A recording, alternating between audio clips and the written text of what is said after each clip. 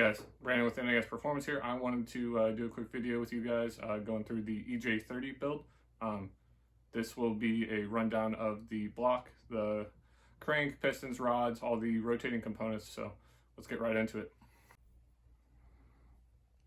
All right, so let's start right into it. So the block is a closed decked EJ25 block that has then been sleeved and then with our custom sleeves, and it is bored to 104 millimeter diameter, and the sleeves no longer have the wrist pin holes anymore. That is because with the amount of stroke that this block has, the rings go past the wrist pin holes, so you can't do that anymore. So you have to get a little bit creative with how you assemble this, but it is not too big of a deal. You kind of assemble it like a FA engine. So the block is also pinned on the mains. This helps a lot with, you know, the mains distorting and the main housing moving around and stuff under high RPM. From there, the crankshaft, it is a custom billet crankshaft. It is fully knife edged, 87 millimeter stroke.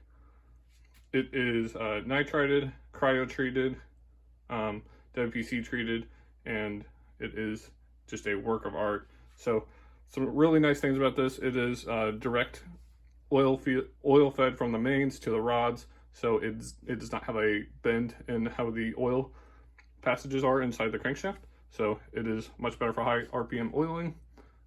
The pistons are a 104 millimeter diameter bore, so these pistons are crazy light. They are very short skirt, very small rings, 1 millimeter, 1 millimeter, and 2 millimeter. The pistons are coated by line to line. What that is, it is a abradable skirt coating, and then it has a ceramic top coating. So the abradable skirt coating, we thought that this would be very crucial for these pistons with how short the skirt is. So what that is the skirt coating, you build it like really tight to the piston wall, and then as it runs in and the engine is running, it actually makes the piston to wall clearance exactly what it needs to be while it's running. So that drastically minimizes the amount of rock of the piston and slap. So that is very important for this this build. So we went with that option. After that, we have the connecting rods. So these are extremely light steel connecting rods. They're I-beam design with a center beam in the middle. They have 625 ARP custom age bolts, and then the wrist pins are DLC coated, very thin, very light wrist pins.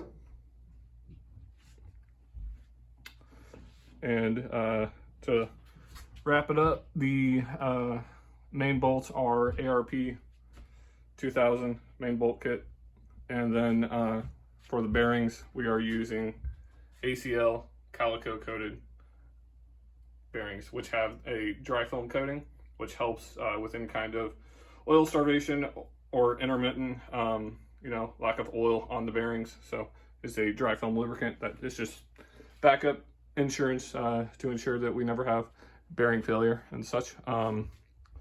So now that we've kind of covered all the specs of the short block, I wanted to kind of get into some of the questions that you guys had on it.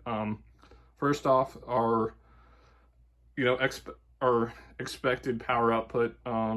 We're expecting around 300 wheel horsepower with this on pump gas and E85.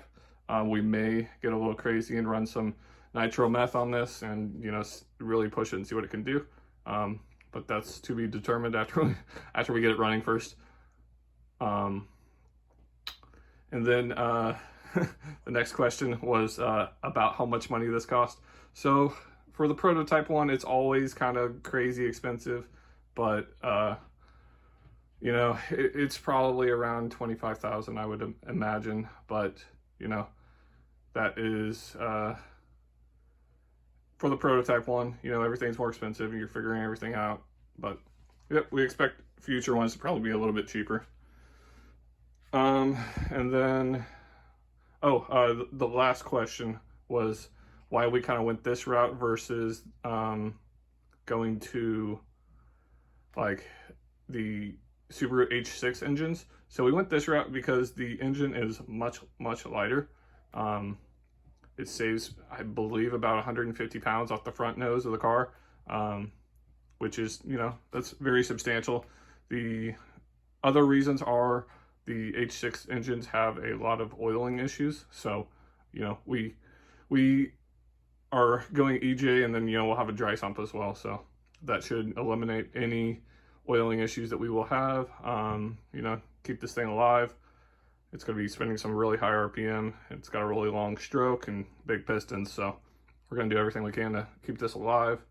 You know, there's some other reasons as well. You know, it's a lot easier to get aftermarket parts for the EJ. You know, if I wanted to, I can, you know, there's a plethora of bolt-on ready parts from all the turbo engines.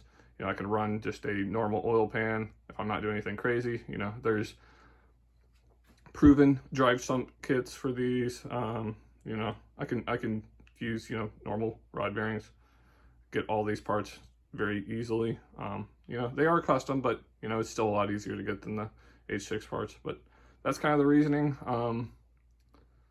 It's also easier to work on, but yep. So just to kind of wrap it up, that's the general rundown of why we went this route, you know.